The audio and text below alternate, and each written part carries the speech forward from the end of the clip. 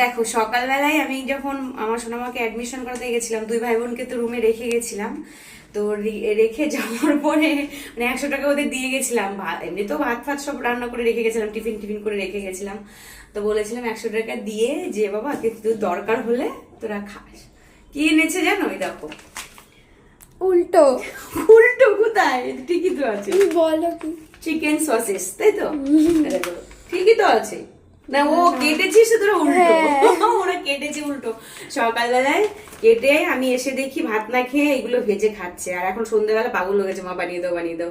যাই হোক, এই দেখো এটাকে এখন ভাজা হবে, এই চিকেন সসেস। সকালবেলা আধা খাওয়া হয়ে গেছে, ঠিক আছে? এখন এই কটাই এখন এই কটাই বেঁচে আছে। তারপরে ভাত।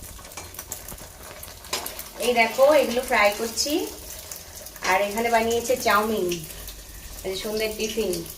এই হচ্ছে আমাদের চল, মানে যাই হোক, ঠিক আছে, টাটা, পরে আবার কথা হবে।